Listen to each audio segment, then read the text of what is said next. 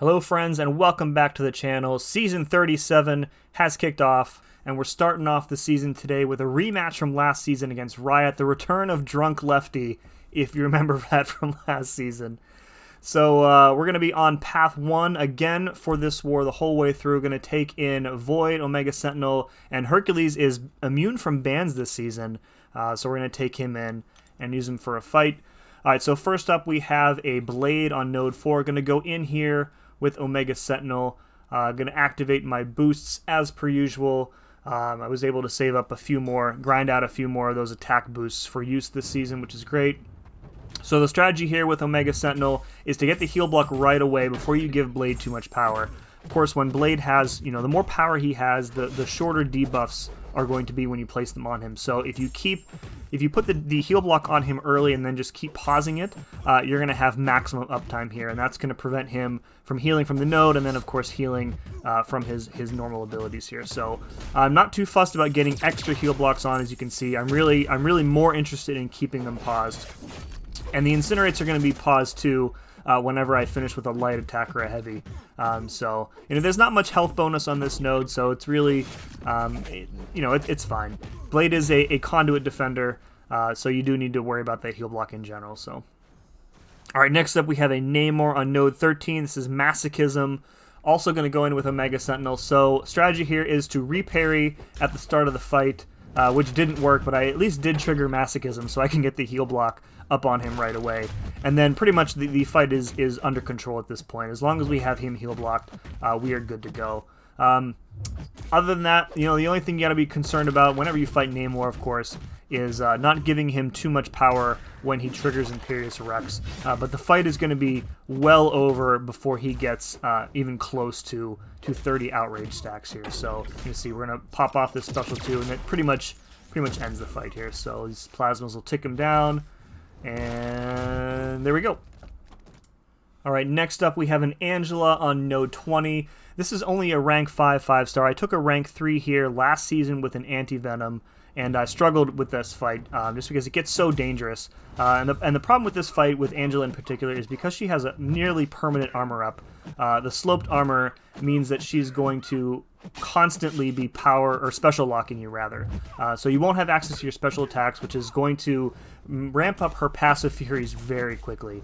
But as I sat, before I actually started the fight, I sat there, I looked at the nodes, I looked at Angela, and I'm like, I actually said out loud to myself, it doesn't even matter, because Hercules is just too strong, and a rank 5, he should have absolutely no trouble with it, as you can see. I did take a combo early on. I think that was an input drop, but I can't recall specifically. We will heal up from the armor breaks that she places on us a little bit, and I don't think I use Hercules again in this war.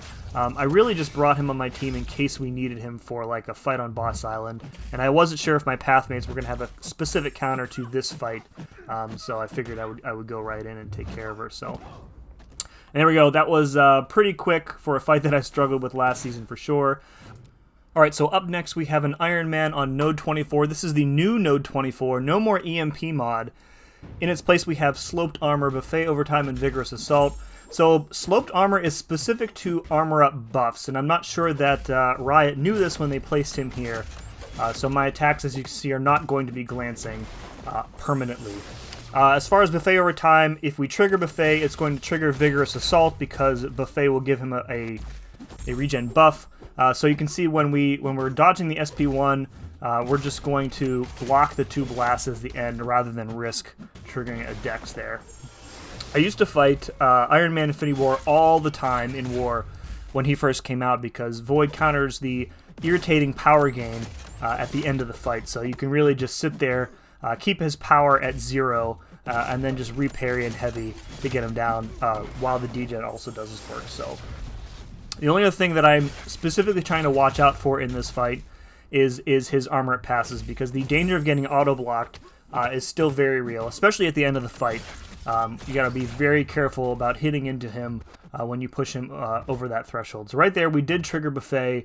So you can see we're just waiting out the regen buff, and then the unblockable goes away. Not a problem there. And then so the way Dex works is you will trigger buffet once when you trigger it, and then once when you actually hit into them afterwards. So you kind of have to be aware of that. But other than that, pretty simple fight without having even if sloped armor had been in play. I don't think that would have been a very difficult fight. So, okay, we're up now in Section 2. This is an iHulk on Nerd 30. I'm actually going to speed up this fight because it is a lot of the same thing. Once you get the heal block on him, it's really just baiting out specials and countering them. There's nothing else going on in this fight. Because I have him heal block for the entire fight, I don't have to worry about the unblockable from Reinvigorated, and then that'll also counteract his healing at the end of the fight. I actually think we get enough damage over time on him from the Incinerates that we don't trigger Immortality, or if we do, it's like a very small amount.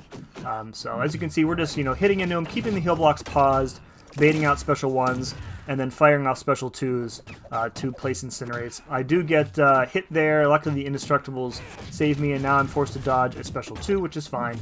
Get the heal block applied. Really important in these fights with Omega Sentinel. Either commit to not doing any heavy so that you don't switch your debuff type, or else keep a careful eye on which debuffs you have selected. You don't want to run into a situation where you need a heal block and you don't have it selected, and then maybe he's unblockable or something. So right there, we did trigger Immortality, but it was over pretty quickly regardless. Alright, we have a Sasquatch on node 40. This is Reinvigorated, Unblockable, and Buffet over time.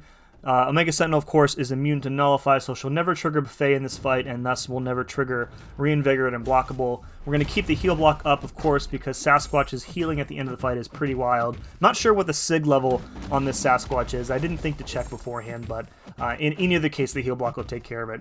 The other thing that I'm kind of keeping an eye on is that I'm not sure what level, if any, of Mystic Dispersion this person is running. So I am very concerned about consuming my armor ups during a special attack and pushing him, potentially to a special 3. So instead of doing the special 2 here, what I'm doing is I'm trying to wait patiently until he is very low on power, and then I'm going to actually use my special 3. Special 3 rotation with Omega Sentinel, not very common. It does place a bunch of Incinerates or Plasmas if you're fighting a mutant, and is definitely a less common way, but absolutely effective way of playing her. I think Legacy does a lot of the SP3 rotation in his videos, or his war fights with her. So what I'm trying to do here is basically wait until a perfect opportunity in order to launch my special 3. That was actually one right there. I'm not sure why I didn't launch the special 3 there. Her basic hits doing a decent amount of damage, and also keeping him heal block right there. Alright, so his power is low enough right now that I go ahead and throw off the special 3. And this special 3 animation, while it plays, by the way, you don't get to see it very often because, in her normal rotation, the SP3 typically isn't involved. But it's a very, very cool animation. And then coming out of here, we've placed a bunch of Incinerates on him. You can see the damage over time is really nice. It's about 2,500 damage per second. And then we've hit the regen phase, but he's still heal blocked. So we are pretty set at this point. As long as he doesn't trigger Wrath, and we have to wait out and then potentially drop our Incinerates, we're going to be fine. Just about dead. This special one ends up finishing him off. So yeah, special 3 rotation with Omega Sentinel. Again, uncommon but very effective. Alright, so last fight of the war is a boss, a rank 4 Dr. Doom, and I make a critical mistake even before entering the fight. And I do end up taking a death here in War number 1, which is unfortunate. So last season I took a rank 4 Doom boss with my Void, and he's still a Conduit Defender. However, the thing that I didn't remember from last season is that rank 4 Doom boss was running Suicides, which is a huge difference maker in this fight. So somebody has the Mr. Fantastic pre-fights, which are helping a little bit here, and then somebody I think also dropped the White Mag's Guidance Boost for a little extra attack here. So my first mistake was going in the first place. I should have let somebody else with a better counter take this fight, because Void, despite all the debuffs, he is not a sick and tired attacker, and thus really has no way of heal blocking. The Petrifies are not going to reduce Doom's healing or anything. That being said, I could have probably sold this fight if I hadn't made some other stupid mistakes, as you'll see later on. I think I take a special 2, and there's no crits. If it had crit, it would have killed me. But it does a huge chunk of my health and immediately kind of puts me in a more defensive position. So right here, I'm trying not to knock him down because I want the degen to do its maximum amount of work here. And if I knock him down, he's going to regenerate more of the degen and then more of my physical hits as well. But by the same token here, he's building up the physical resistance. There's the special 2, so it takes me down to a quarter of my health. I immediately launch the special 3 because I want to recoup as much of that health as possible via adrenaline here. And puts me back up to 44, so I'm not out of it yet. You know, time is not really a factor here, but that is not the first decks I miss here. So, anyways, as I was saying, you know, I'm trying not to knock him down because, you know, I need as much physical damage as I can get from Void's hits before the physical resistance buffs, you know, make that damage not effective completely here. So the degen still putting in a decent amount of work. It's doing about, I don't know, 1600 per second. So at this point in the fight, I'm thinking to myself, you know, yeah, I've got 3 minutes left. He is about halfway done. I have enough time to finish this fight as long as I don't make another, like, really, really bad error. I'm not sure why I launched that special 2 there. I think it was because I expected him to toss a special 1 and trigger additional debuffs from the Dark Stings right there. But then, of course, I mess up the special 1, and now I have a shock on me, so I have to kind of keep my distance until it wears off, because otherwise I'm going to get heavy slapped into oblivion. So, you know, I didn't get the degen, unfortunately. I got double weakness, which is never what you want to see. You definitely want the additional degen, but that's just luck of the draw here. So, again, about 2 minutes and change remaining. I'm not panicking yet, but I recognize that this can turn south very quickly, and you'll see it does here. Right there, I take an unblockable, right there, blockable special 1, that is, and then I get an additional shock on me, and I think that's when, yeah, right there. I go for a risky intercept, he counters it, and down I go. So, you know, War 1, Death 1, at least I don't have to worry about a deathless streak this season. I talked with the Alliance members. They said, you know, you probably have the best counter still, so just heal up and go for it. They said just use a 40%, but, you know, that's not how I roll. So I'm going to speed up the rest of this fight here. I finish him off here, so, you know, 1 revive on a rank 4 Doom boss. I think in the future, if I see this, I'm going to be, I don't know, less inclined to maybe jump right in, just because it's a very difficult fight. And regardless, you know, Doom is a tanky fella, regardless of who you're using. But not having a sick and tired attacker makes it extra difficult. So definitely possible to solo a non-suicide Doom boss with Void. I also could have boosted up a little bit more. I didn't use any of like the class special boost that might have helped a little bit. And I don't think I used like a large attack boost or anything. So right there, I continue to make stupid mistakes, and now I'm like, God, am I really going to die twice on this fight?